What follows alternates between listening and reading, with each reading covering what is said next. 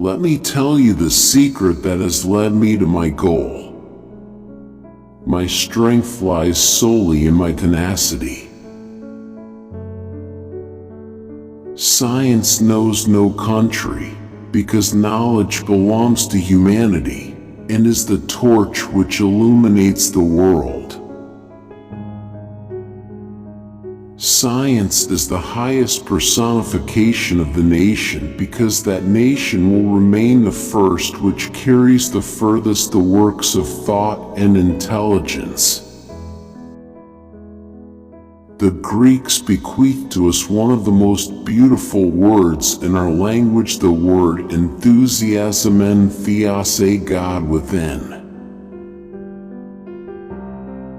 The grandeur of human actions is measured by the inspiration from which they spring.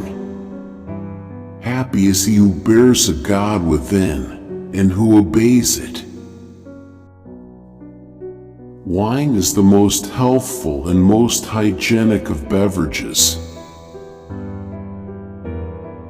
A bottle of wine contains more philosophy than all the books in the world. The flavor of wine is like delicate poetry.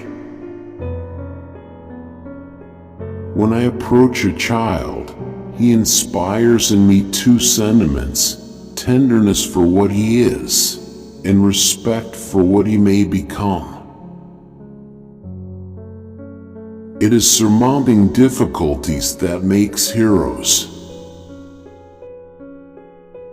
Inspiration is the impact of a fact on a well-prepared mind. These three things work: will, success, fill human existences. Will opens the door to success, both brilliant and happy. Work passes these doors, and at the end of the journey success comes in to crown one's efforts. Intuition is given only to him who has undergone long preparation to receive it. The more I study nature, the more I stand amazed at the work of the Creator. Science brings men nearer to God. There does not exist a category of science to which one can give the name applied science. There are science and the applications of science, bound together as the fruit of the tree which bears it. Where observation is concerned, chance favors only the prepared mind. It is not the germs we need worry about. It is our inner terrain. Little science takes you away from God, but more of it takes you to Him. The controls of life are structured as forms and nuclear arrangements in a relation with the motions of the universe. There are no such things as applied sciences, only applications of science. One does not ask of one who suffers, "What is your country and what is your religion?" One merely says, "You suffer, that is enough for me." Work usually follows will. Analogy cannot serve as proof. The greatest disorder of the mind is to let will direct it.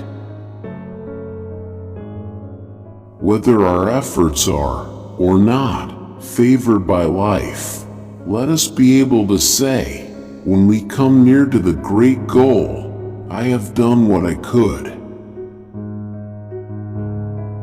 Will opens the door to success, both brilliant and happy. As in the experimental sciences, truth cannot be distinguished from error as long as firm principles have not been established through the rigorous observation of facts. Change only favors minds that are diligently looking and preparing for discovery. After death, life reappears in a different form and with different laws. It is inscribed in the laws of the permanence of life on the surface of the earth, and everything that has been a plant and an animal will be destroyed and transformed into a gaseous, volatile, and mineral substance. Do not promote what you can't explain, simplify, and prove early. Blessed is he who carries within himself a God, an ideal, and who obeys it, ideal of art, ideal of science, ideal of the gospel virtues. Therein lie the springs of great thoughts and great actions. They all reflect light from the infinite. Time is the best appraiser of scientific work, and I am aware that an industrial discovery rarely produces all its fruit in the hands of its first inventor. Science advances through tentative answers to a series of more and more subtle questions which reach deeper and deeper into the essence of natural phenomena. To know how to wonder and question is the first step of the mind toward discovery. Science brings men nearer to God. Do not put forward anything that you cannot prove by experimentation. It would seem to me that I was committing a theft if I were to let one day go by without doing some work. The only thing that can bring joy is work. Where are the real sources of human dignity, freedom, and modern democracy, if not in the concept of infinity to which all men are equal? Outside their laboratories, the physician and chemist are soldiers without arms on the field of battle. Science proceeds by successive answers to questions more and more subtle, coming nearer and nearer to the very essence of phenomena. Worship the spirit of criticism. If reduced to itself, it is not an awakener of ideas or a stimulant to great things. But without it, everything is fallible. It always has the last word. Happy is he who bears a God within. The greatest derangement of the mind is to believe in something because one wishes it to be so. In good philosophy, the word cause ought to be reserved to the single divine impulse that has formed the universe. These are the living springs of great thoughts and great actions. Everything grows clear in the reflections from the infinite. The universe is an asymmetrical entity.